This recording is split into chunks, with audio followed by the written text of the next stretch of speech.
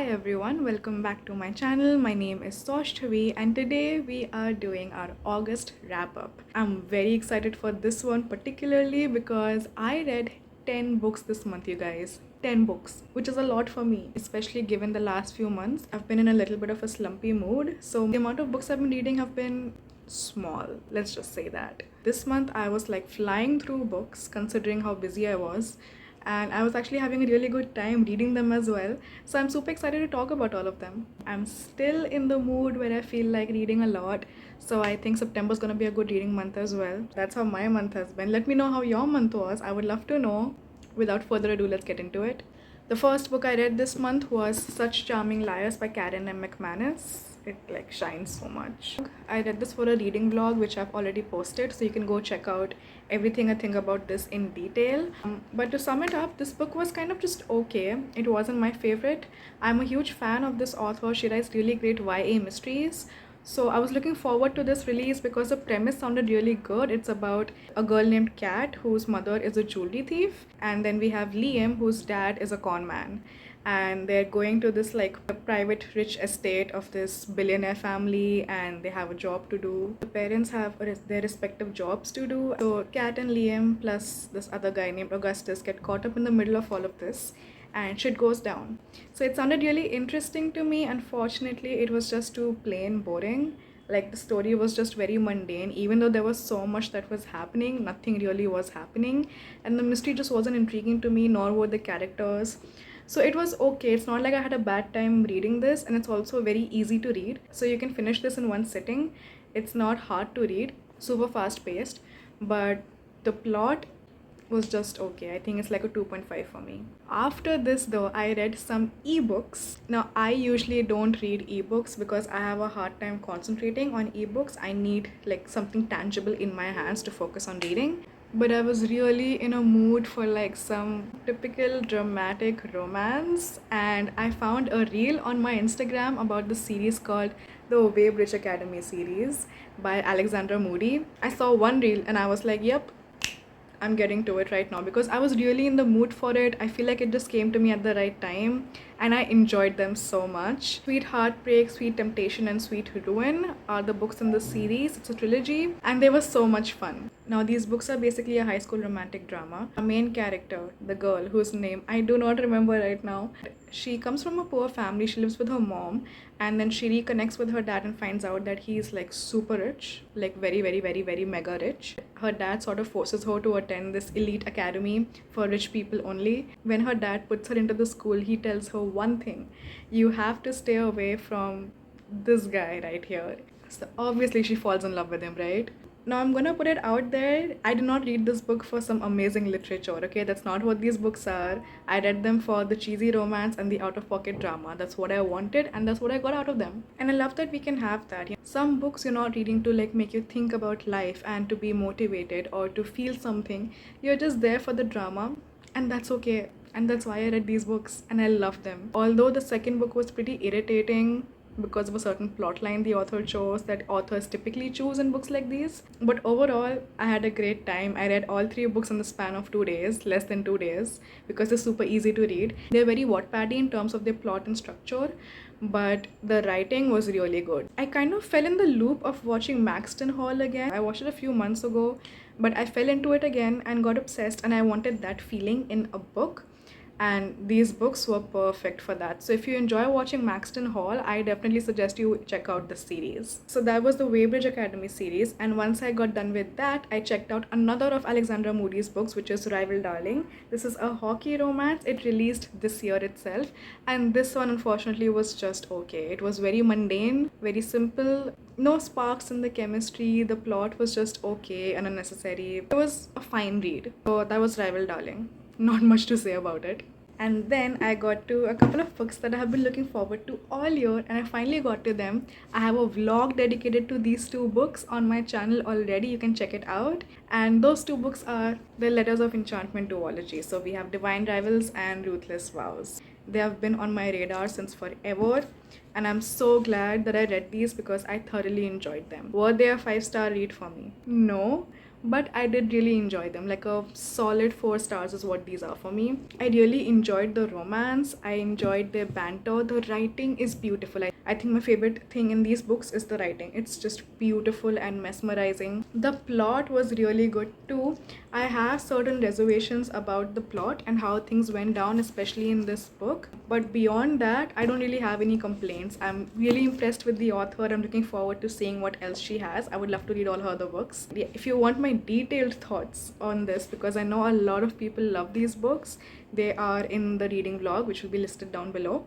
But yeah, overall views, love the romance, love the world. I feel like the world had a lot of potential, this world building, the magic system in here, which we never really got to fully explore. I would have loved if we had that. And I think the only thing that didn't work for me was that everything was very straightforward. It's not like a very plot twisty kind of a book. Everything is very straightforward, very as it is, which I usually prefer more plot twists in my fantasy. Also, the climax of the way this ended, the duology ended, was not something that was my cup of tea.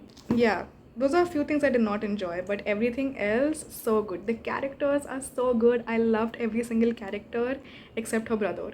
But I loved every single character. I obviously loved Iris and Roman. So yeah, I would highly recommend, if you still haven't caught up with this duology, they have been all the hype on BookTok, and I think with good reason. So you should definitely check this out. It's a YA fantasy. It's clean. I didn't even tell you guys what it's about. And it's basically about this world. They have like gods that exist in this world, and two of the gods are at war with each other. And these gods recruit these humans, to fight for them. Iris and Roman are basically journalists who are writing about the war, and so we're following their love story as they get entangled in the war. Very interesting premise, obviously, very interesting books.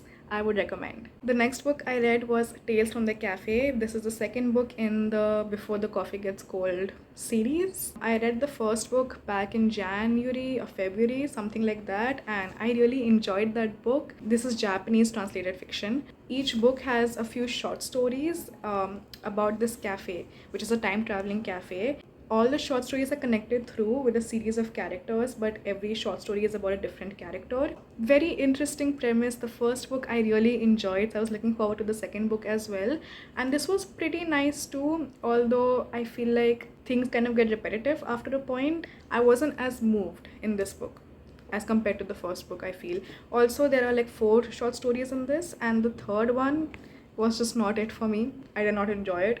So it kind of brought down my mood a little bit. They're really sweet, cozy reads. I feel like if you want like a nice, cozy read which gives you a lot of warmth, these are perfect for that. However, I don't think I will be continuing with the series because I don't see the point of it. First book, loved it. This one was okay, and this is kind of where my journey with these books will end. But I would recommend the first book. Definitely check that out. The last book I read was a new release, and it's a book I've been highly anticipating this year. It's a book that a lot of people have been highly anticipating. One of the biggest releases of the year, which was Daydream by Hannah Grace. So I really loved Icebreaker back when I read it, and I did not enjoy Wildfire, so I didn't really know what I should expect from this, but I loved this one. It wasn't better than Icebreaker for me, but I still really enjoyed it, and I was really surprised by how much this book made me feel. We follow Hallie, who's like an eldest daughter, and she's like a people pleaser. She has trouble saying no to people. She's always going beyond for people, and she's a bookworm. And then we have Henry, who's a hockey player, and let's just say he might be on the neurodivergency spectrum. It's a romance between the two of them. He has very golden retriever energy, so it's a romance between the two of them. And let me just say, as an eldest daughter, as an oldest child with ADHD, this book means the world to me. I just want to say that to begin with, because I was not expecting to find myself in these pages as much as I did. I was here for like a cute little rom-com, but I got so much more than that, which was very surprising, to the point where at some point in the book I had to like take a step back for a little bit because things were hitting a little too hard for me, especially some of Henry's perspectives, quite a lot of Hallie's perspective as well. So yeah, I think this book caught me off guard. I was initially thinking of reading things out to you that really spoke to me in the book, but there's just so much. Can you see how much I've tabbed this book, especially the first half? There was a lot to tab in the second half as well, but I was just so involved in the story, and after a point I was like, I can't keep underlining every single page, so I just let it be. I would highly recommend, honestly. I do think the story slowed down at a point because this story is 400 pages long, and I've always said this, there's not a lot to say in a romance. There's never any need for a romance to be longer than 300 pages. So the story did slow down a little bit, quite a bit actually, and things were getting repetitive with them. And also another reason I did not enjoy it as much as Icebreaker is because their romance, as much as I enjoyed it, especially the first half, the chemistry was off the charts, but as a whole wasn't making me feel the way I like my romances to make me feel. Like I wasn't feeling any kind of sparks or tension. From the get-go, they were acting like they were already in love and already dating, and there wasn't any moment of there was no tension at all. And I prefer a lot of tension. It's just a personal preference. As sweet as the romance was, after a point I was like, wrap it up. But I love the way Hannah Grace's writing is proceeding from every book, because I feel like this book was so much more than just the romance, and the writing itself was a lot better compared to Icebreaker, and very heartwarming. I feel like in general from Icebreaker itself, she writes very heartwarming characters, heartwarming found family vibes, which I really like. So they're always a joy to read. It has spice. Icebreaker, Wildfire, Daydream, they are spicy romance, so 18 plus only. So if you're okay with that, then only pick this up.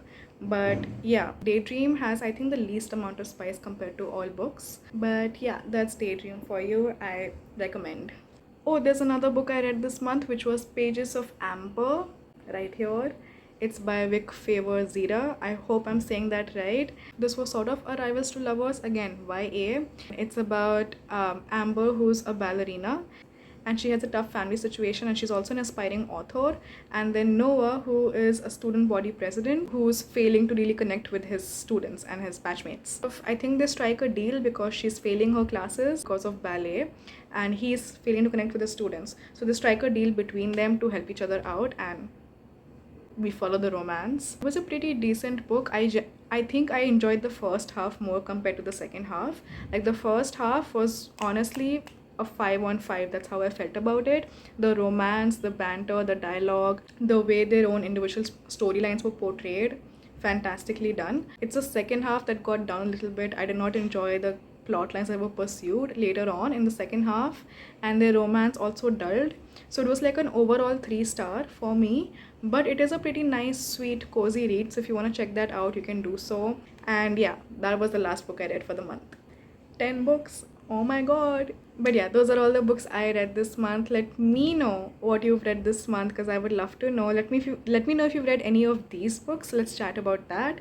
And yeah, thank you so much for watching. Follow me on Instagram, linked below. I'm on Fable now too, and Storygraph, so you can check those out as well. And like, share, subscribe, and comment, and I will see you guys next time.